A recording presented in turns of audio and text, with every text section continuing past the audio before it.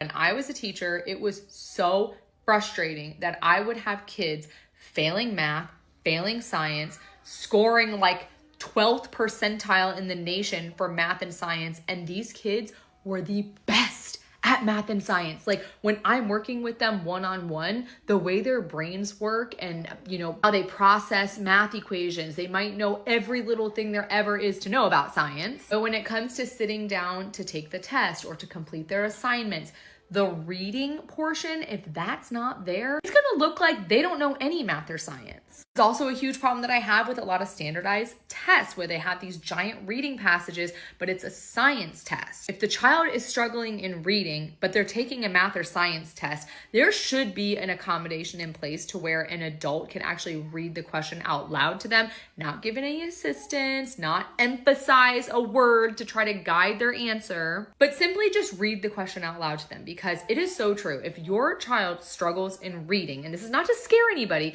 but especially at the early ages, this is why I always say, go back and fill in the gaps. If you've got a third grader who is struggling with reading, take them all the way back to kindergarten level. I don't mean like hold them back in the school system, but especially if you're homeschooling, go back and do a kindergarten or first grade level reading curriculum to fill in those gaps. If your child's in a school system, get them into a tutoring program, even after school tutoring, and request that the teacher start them all the way back at the very beginning, because somewhere along the line, there's a gap. And I always say gaps, gaps, gaps. I use that term all the time, but it's so true because they could have missed one little phonics skill in their first grade year, and that totally screwed up their reading progress all the way up until 5th grade. Like it really does happen that way. I want to show you guys something that I just read in my Horizons Kindergarten Teacher's Guide. If children do not learn to read efficiently, I just want to read you this first part right here. No other skill taught in school and learned by school children is more important than reading. It is the gateway to all other knowledge. The path is blocked to every subject they encounter in their school year. Anyways, that's just my little TED Talk. Shout out to AOP for putting that in the Teacher's Guide.